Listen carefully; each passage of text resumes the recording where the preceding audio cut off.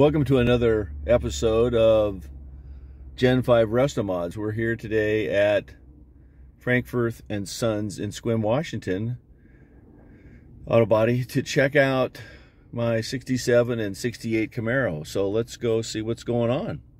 And lay the stripes out, and then we'll, after the stripes are done, remove all the tape, clear everything, let that cure.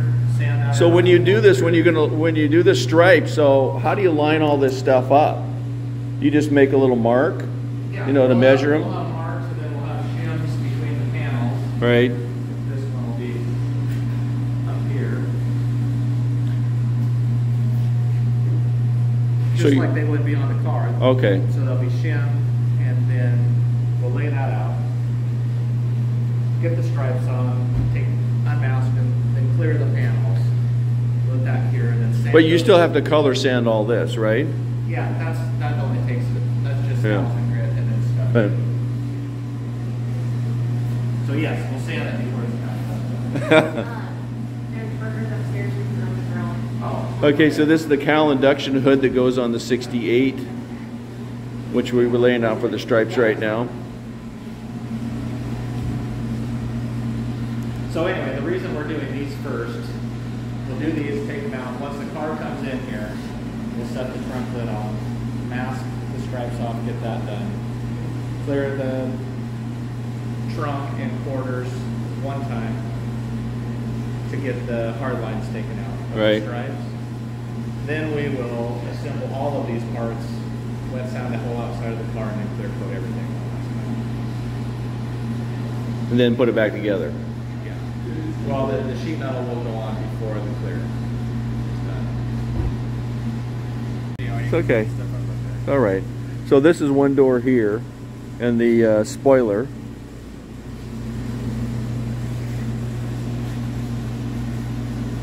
Okay, so here's the rest of it. This, so this was painted like what? I don't know, a week ago, 10 days ago, something like that.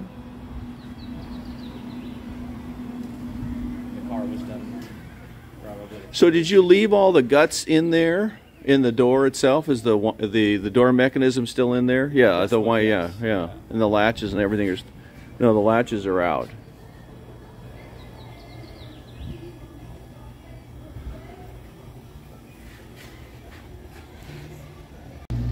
So here is the second Roadster shop frame, which is sitting here waiting for its mate, the 67 Texas car, so that'll be a while before we get to there. But here is replica supercar number 2, which is the 67 from RDS body, and it's what, on our final block sand. Yep.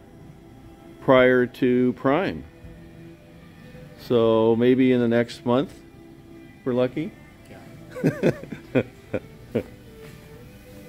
No reason for it not to be. So did you get the gaps down to where you like them now? Yep, and the door opens and closes down without hitting the inner. Good, good, okay.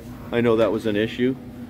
So what do you think about this whole RDS thing, you know, the real steel body versus an original sheet metal? There's pros and cons to both of them. I think if we were to buy the sheet metal, I think this one, the sheet metal came from a separate vendor. Right, yeah, the front sheet metal. Yeah, it'd be nice if we could buy it from the same vendor, and maybe we'd have better luck that way. But now everything is true and straight.